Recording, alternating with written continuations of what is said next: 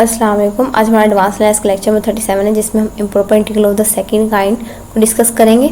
And हम इसको पहले भी डिस्कस कर चुके हैं, लेकिन यहाँ पे हम क्या करेंगे, हाफ ओपन इंटरवल के लिए जो है ना डिस्कस करेंगे इम्प्रॉपर इंटीग्रल को।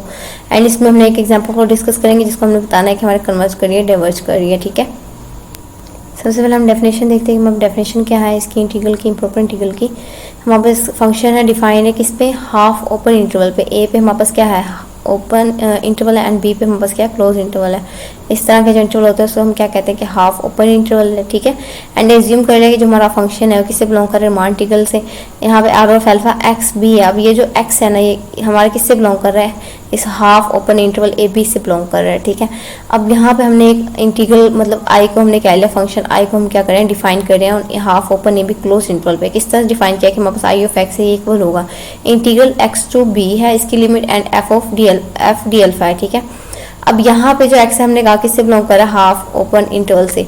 अब हमने यहाँ से क्वेश्चन होगा कि ए से बी क्यों नहीं ली लिमिट। अब यहाँ पे हमने लिमिट को किस तरह से डिफाइन किया है, अगर हम रियल लाइन पे देखें तो हमारे पास ये ए एंड बी है। ठीक है, अब ये बी वाली टर्म तो हम क्लोज इंटरवल मतलब बी वाली टर्म इसके अंदर इंक्लूड है, बी इंक्लूड है, इसलिए बी हमने यहाँ पे राइट किया हुआ है। ठीक है, अब सेकंड नंबर पे जो ए है ये हमारा इसमें क्या है, ओपन इंटरवल है, ये इसमें इंक्लूड नहीं है। अगर ये इसमें इंक्लूड नहीं है तो मतलब ए से इधर वाली टर्म में से कोई एक्स है। ठीक है, क्योंकि हमने कहा एक्स किससे बिलोंग करे, इस इंटरवल में ही बिलोंग कर रहा है, तो इसलिए हमने ए इसमें इंक्लूड नहीं है। ए की जगह पे हमने कोई एक्स लिया जो किसी इंटरवल के अंदर है वो नंबर। ठीक है, वहां से हमने लिमिट ली है एक्स से बी तक। यहाँ तक सबको क्लियर है।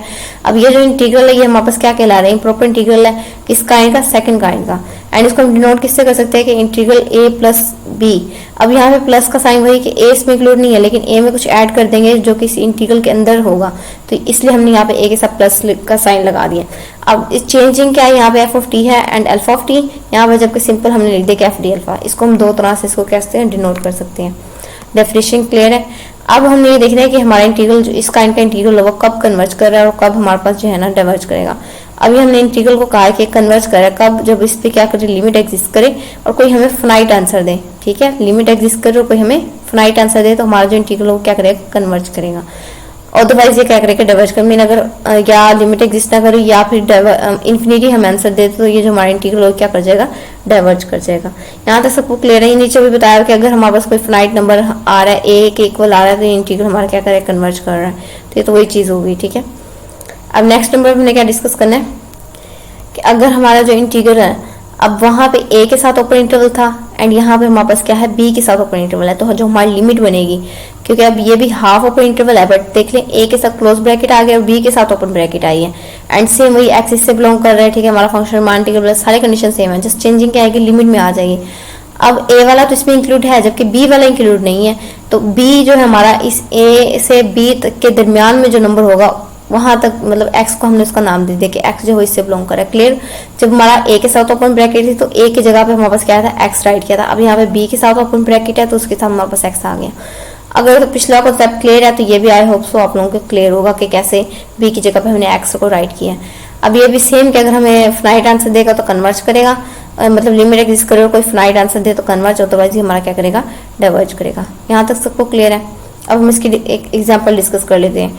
एग्जांपल में हमने क्या किया कि हमारे पास का फंक्शन है, हमने कहा कि x की पावर माइनस b हमने फंक्शन है किस पे डिफाइन है, हाफ ओपन इंटरवल 0 b पे। ठीक है, अब यहाँ पे जो फंक्शन है हमारा बिलोंग करता है रिमान स्ट्रेचर्स कह लें। ठीक है, एंड हमारे पास क्या है, फॉर एवरी x जो है किससे बिलोंग कर रहे हैं, इस इंटरवल से जो हमें गिवन है हाफ ओपन इंटरवल से। अब सेम हमने इस पे पहले इंटीग्रल को डिफाइन करते हैं कि आई ऑफ एक्स हमारे पास आ गया।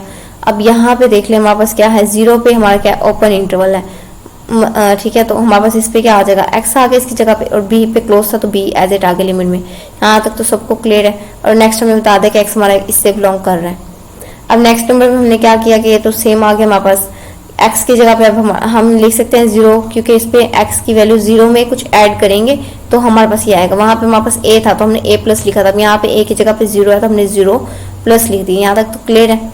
अब इसके बाद अगर हम लिमिट अप्लाई कर दें, हमने कहा कि इसमें कुछ एप्सिलॉन को ऐड करवा दें। एप्सिलॉन हमारे पास बहुत स्मॉल क्वांटिटी होती है, हमें सबको पता है, इसलिए अगर उसको ऐड करवा दे तो फर्क नहीं पड़ेगा। और हमने इस एप्सिलॉन को अप्रोच करवा दे 0 पे तो हमारी लिमिट जो है ना हमने इस पर अप्लाई कर दी है। ठीक है, अब नेक्स्ट नंबर पे सिंपल अभी जस्ट इसकी इंटीग्रेशन किया, इसकी इंटीग्रेशन करेंगे तो क्या आ जाएगा, n+1 होता है, जब इसमें +1 करेंगे तो माइनस का p+1 बन रहा है, तो हम इसको 1 - p लिख सकते हैं जैसे यहाँ पे लिखा हुआ है।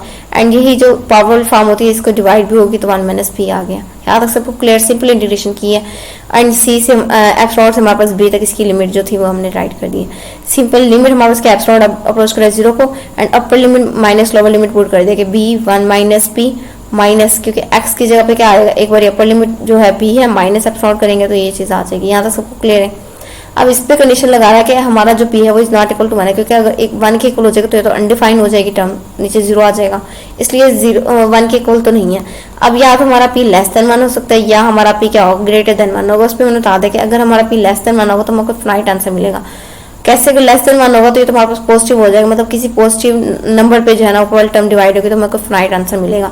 अगर हमारा p जो है ग्रेटर देन 1 हो जाए तो हमें क्या मिल रहा है, इन्फिनाइट आंसर मिल रहा है। अगर हम ये बात इस क्वेश्चन से भी समझें, ठीक है, अगर हम p की जगह पे क्या करें, पॉजिटिव नंबर पुट कर दे तो हमारे पास तो x की -1 ही रहेगा, कह लें, ठीक है, 1 ही ले लेते हैं। -1 रहेगा तो हम इसको लिख सकते हैं 1/x। लेकिन जब हम इस पे क्या लेंगे, p को नेगेटिव नंबर लेंगे, लेस देन लेंगे, तो हमारे पास क्या आ जाएगा, पॉजिटिव नंबर आ जाएगा, x ही रहेगा, ठीक है। जब हमने क्या लिया है, p को लेस देन 0 लिया है, तब हमारे पास क्या आंसर आ रहा है, x आएगा, पॉजिटिव नंबर आएगा। तो ये हमारे पास कोई फाइनाइट आंसर दे रहा है, ठीक है। जब हमने लेस देन लिया है, सॉरी 1 लिखना है, अगर लेस देन लेंगे तो हमारा कोई फाइनाइट आंसर ही देगा, और जब हम ग्रेटर देन लेंगे तो हमें कोई इनफाइनाइट आंसर मिलेगा, ठीक है। अब यहाँ तक क्लियर है बात। तो हम नेक्स्ट देखते हैं कि अगर हम बिन फर्स्ट p को क्या ले लें, 1 ले लें, तो हमें क्या मिलेगा। यहाँ पे हमने p को 1 लिया तो ये वाली फॉर्म बन रही 1/x बन जाएगी, ठीक है। अब हमने क्या करना है, इसकी इंटीग्रेशन लेनी है। अब जब हम इसकी इंटीग्रेशन करेंगे तो ये तो सिंपल है, इसका नेचुरल लॉग x आ जाएगा, ठीक है। अब नेचुरल लॉग x में एक बार हम क्या करेंगे, अपर लिमिट पुट करेंगे, और एक बार हमने क्या करनी है, लोअर लिमिट पुट करनी है।